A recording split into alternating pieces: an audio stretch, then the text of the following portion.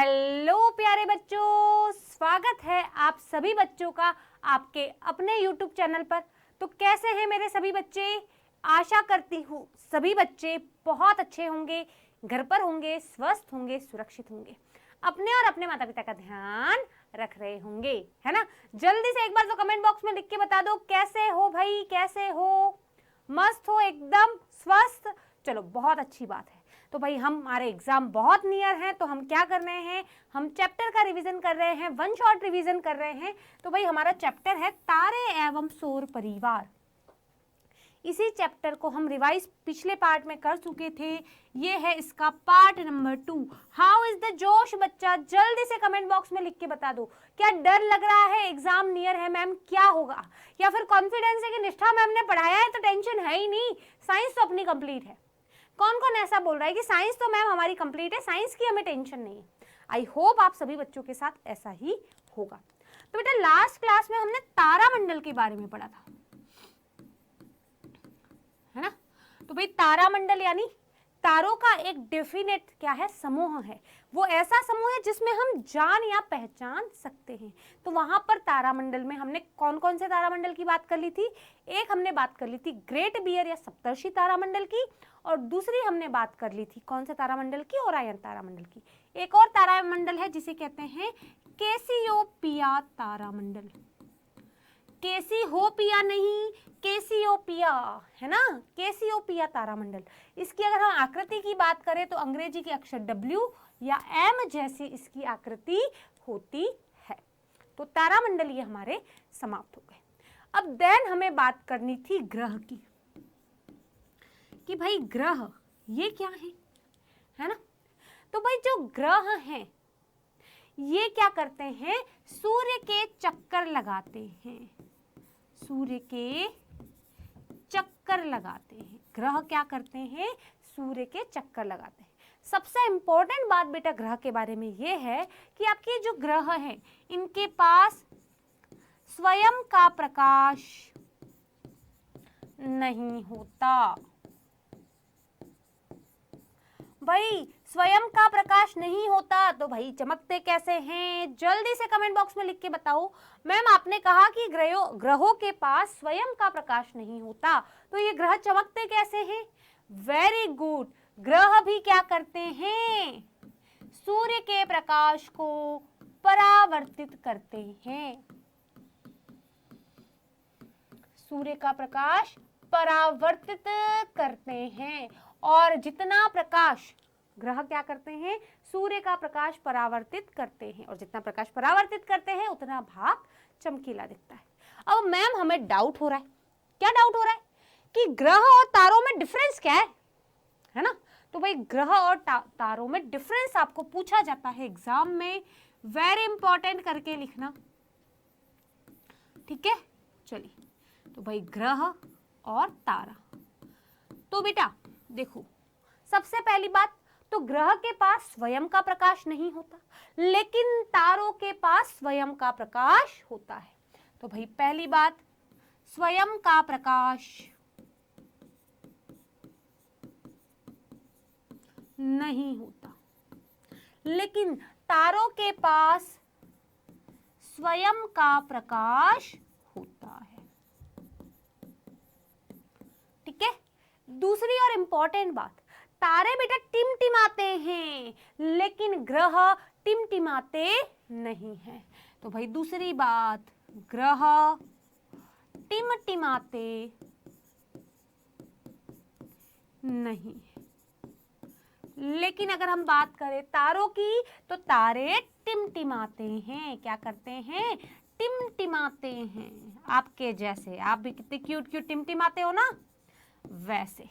तो जिस जिसको समझ में आ गया ग्रह और तारे में डिफरेंस, जल्दी से कमेंट बॉक्स में थम्स अप दिखा दे, यस मैम। चलिए बहुत अच्छा, परीक्षा की दृष्टि से, एग्जाम के पॉइंट ऑफ व्यू से बहुत इंपॉर्टेंट है, याद कर लेना। अब ये ग्रह करते क्या हैं?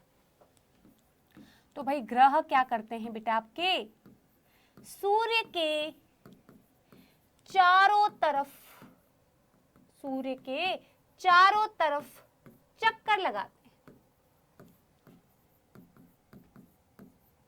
क्या करते हैं भाई ग्रह?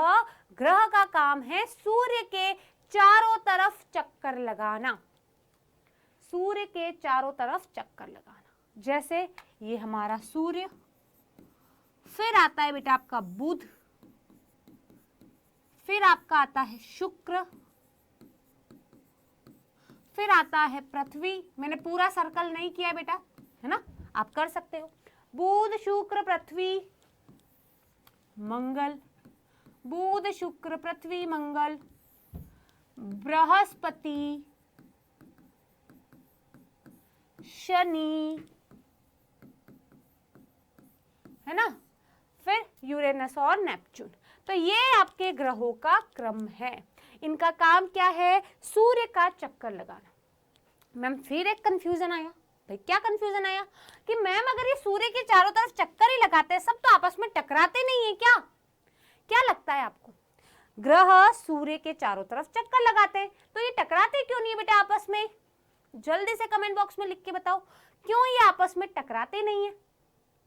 ये इसलिए नहीं टकराते हैं क्योंकि ये एक निश्चित कक्षा में चक्कर लगाते हैं।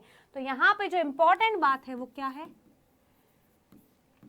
ग्रह एक निश्चित कक्षा में, ग्रह एक निश्चित कक्षा में चक्कर लगाते हैं, लगाते हैं। इसीलिए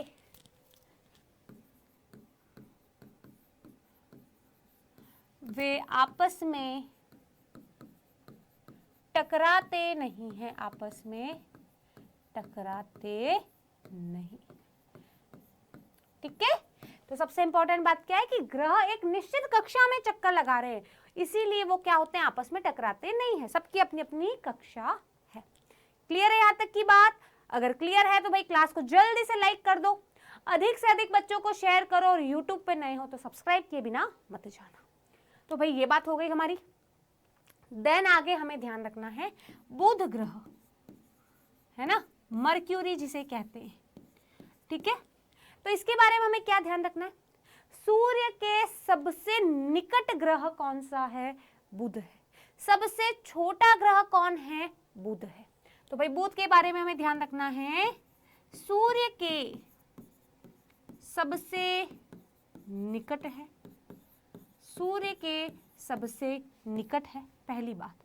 दूसरी बात, सबसे छोटा है, सबसे छोटा है। कौन? बुध। सूर्य के सबसे निकट है और सबसे छोटा है। क्लियर है सभी को? चलिए बढ़ते हैं आगे। भाई आगे की बात करते हैं। अब बात करते हैं शुक्र की, है ना, सबसे चमकीला है। सबसे चमकीला ग्रह कौन सा? तो सबसे चमकीला ग्रह शुक्र है। ठीक है, अगली बात हमें शुक्र के बारे में ध्यान रखनी है कि सबसे गर्म ग्रह है ना, सबसे गर्म ग्रह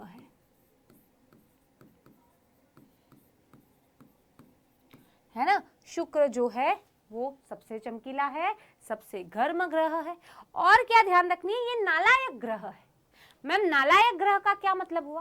तो देखो बेटा, सभी ग्रह अगर इस दिशा में घूमेंगे तो शुक्र बाकी ग्रहों से विपरीत दिशा में घूमता है, नालायक है। मुझे जो सब जगह जा रहे उधर नहीं जाना, मुझे तो विपरीत दिशा में जाना है। तो बाकी ग्रहों से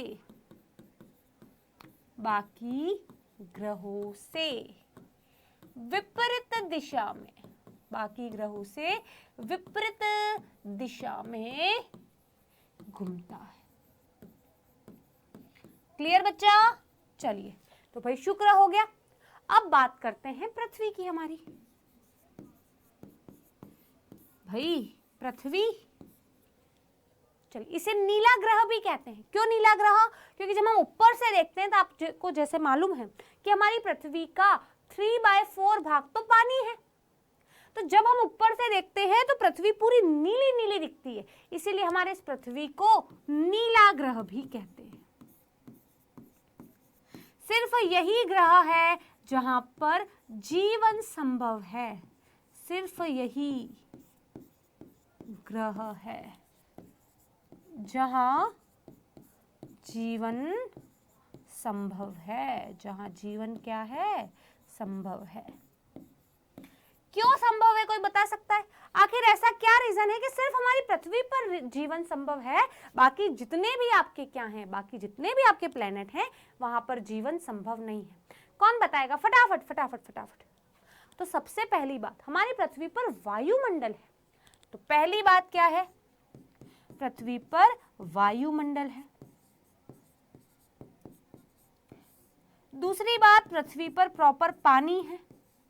और जो तीसरी और सबसे इंपॉर्टेंट बात है वो है सूर्य से उचित दूरी। सूर्य से उचित दूरी, सूर्य से एडिक्वेट डिस्टेंस है, ना बहुत ज्यादा दूर है।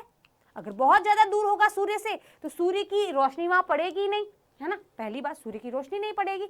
दूसरी बात, सूर्य से बहुत ज्यादा दूर है तो भाई वहां पर ठंडक होगी, प्रॉपरली गर्मी नहीं होगी। अगर सूर्य से बहुत ज्यादा पास हो, जैसे कि बुध और शुक्र है, तो भाई बहुत ज्यादा गर्मी होगी, रहना मुश्किल होगा। तो सूर्य से उचित दूरी, ये 3 कारण है जो पृथ्वी पर जीवन संभव करवाते हैं। वेरी इंपॉर्टेंट, अगेन एग्जाम में पूछा जाता है, एग्जाम में पूछा जाता है कि भाई वह क्या कारण है कि सिर्फ पृथ्वी पर जीवन संभव है। जो जो लिख लेगा थम्स अप दिखा दो कि यस मैम, अगर ये क्वेश्चन पूछा तो हम बिल्कुल लिख लेंगे। क्लियर? बढ़े आगे, चलिए। अब ग्रहों के चारों तरफ जो चक्कर लगाए, ग्रहों के चारों तरफ जो चक्कर लगाए,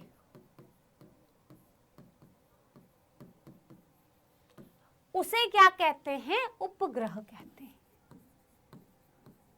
जो ग्रहों के चारों तरफ चक्कर लगाता है, जो ग्रहों के चारों तरफ चक्कर लगाता है, उसे कहते हैं हम उपग्रह। और चंद्रमा जो है वो क्या करता है? पृथ्वी के चारों तरफ चक्कर लगाता है, और इसीलिए चंद्रमा पृथ्वी का उपग्रह है। क्लियर है? तो भाई ठेंगा दिखा दो जल्दी से, फटाफट। तो भाई ये बात हो गई हमारी पृथ्वी की। तो भाई बुध शुक्र पृथ्वी। अब बात करते हैं मंगल ग्रह की। इसको भाई लाल ग्रह भी कहा जाता है, मंगल ग्रह को लाल ग्रह भी कहा जाता है। मंगल ग्रह को बेटा आप लाल ग्रह भी कहते हो, और यहाँ पर जीवन की संभावना व्यक्त की जा रही है। पृथ्वी के अलावा वो कौन सा ग्रह है जहां पर जीवन की संभावना व्यक्त की जा रही है? तो भाई वो है मंगल ग्रह, है ना? तो यहां पर जीवन की संभावना व्यक्त की जा रही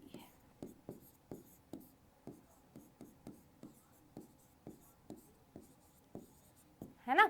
तो मंगल ग्रह, जिसे हम लाल ग्रह भी कहते हैं, यहाँ पर जीवन की संभावना व्यक्त की जा रही है। मंगल के बारे में हमारे लिए ये इंपॉर्टेंट है, ठीक है?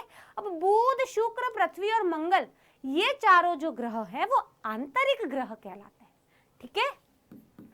भाई बुध शुक्र पृथ्वी मंगल, ये सब बेटा आपके क्या हैं? आंतरिक ग्रह है, अंदर की तरफ है, आंतरिक ग्रह है, अंदर की तरफ है ये, है ना? सूर्य से निकट है, अंदर की तरफ है, इसलिए बुध शुक्र पृथ्वी और मंगल, इन सबको हम कहते हैं आंतरिक ग्रह। क्लियर? चलिए, तो बुध शुक्र पृथ्वी मंगल बृहस्पति,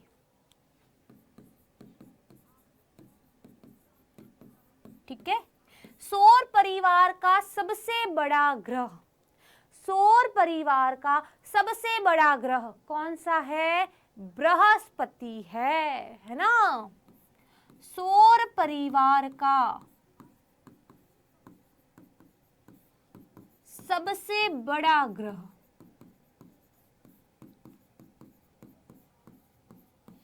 ठीक है? बृहस्पति की अगर हम बात करें तो सौर परिवार का सबसे बड़ा ग्रह बृहस्पति। पहली बात क्लियर सबको? चलिए, दूसरी बात बेटा, ये गैसियस स्टेट में है, गैसीय अवस्था में।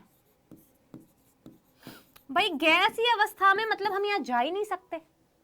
एक बात बताओ, आपके आसपास हवा है, क्या आप हवा के ऊपर पैर रख के जा सकते हो? नहीं, हमें तो दिख ही नहीं रही, पता नहीं कहाँ है। तो क्योंकि बृहस्पति ग्रह गैसियस स्टेट में, गैसीय अवस्था में है, इसलिए वहां पर जाना संभव नहीं है। ठीक है। दूसरी बात, ये इतना बड़ा है कि हमारी पृथ्वी जैसी 1300 पृथ्वियां इसमें समा जाए, है ना, हमारी पृथ्वी जैसी,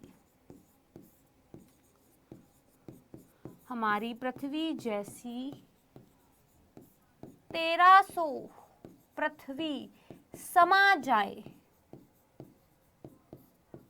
इतना ये बड़ा है। कौन? बृहस्पति। कौन बेटा? बृहस्पति। क्लियर? सौर परिवार का सबसे बड़ा ग्रह है, गैसीय अवस्था में है, हमारी पृथ्वी जैसी 1300 पृथ्वियां इसमें समा जाएं, इतनी कैपेसिटी रखता है बृहस्पति। क्लियर? सभी को? बढ़े आगे। चलिए अब बात करते हैं आगे की। तो बेटा इस बृहस्पति के सबसे अधिक प्राकृतिक उपग्रह है ना, सबसे अधिक उपग्रह की भी अगर हम बात करें तो बृहस्पति के।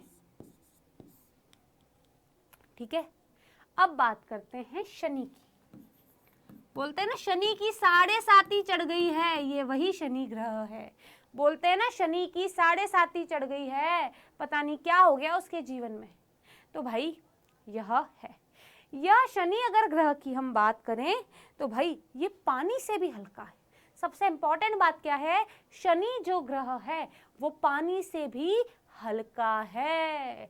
शनि का जोग, ये अगर इसकी बात करें तो पानी से भी हल्का है।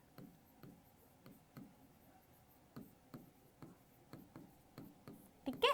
तो ये सौर परिवार के मेन ग्रहों की बात हुई। अब मैम, क्या सौर परिवार में सिर्फ ग्रह आते हैं, उसके अलावा भी कुछ आता है क्या? बताओ भाई।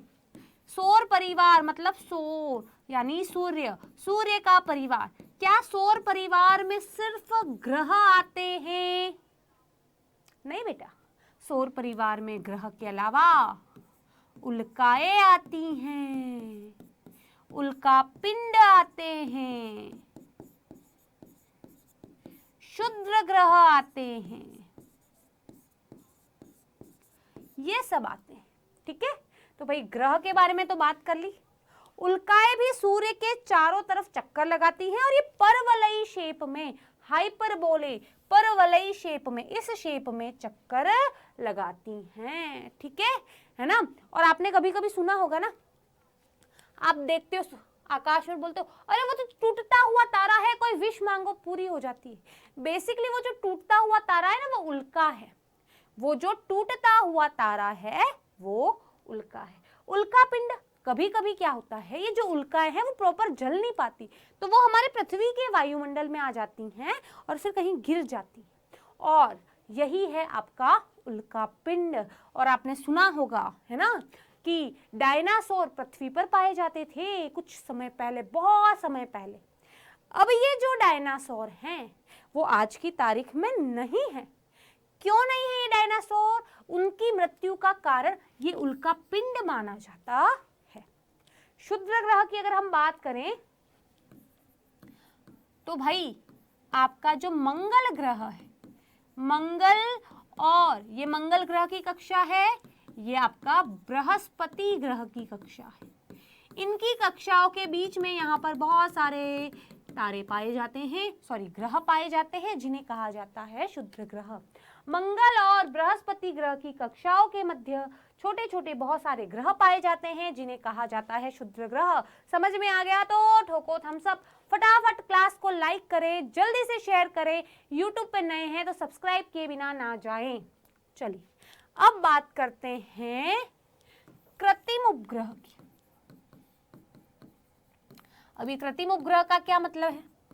तो बेटा कृत्रिम उपग्रह का मतलब है मानव द्वारा निर्मित, मानव ने बनाया, प्रकृति ने नहीं बनाया।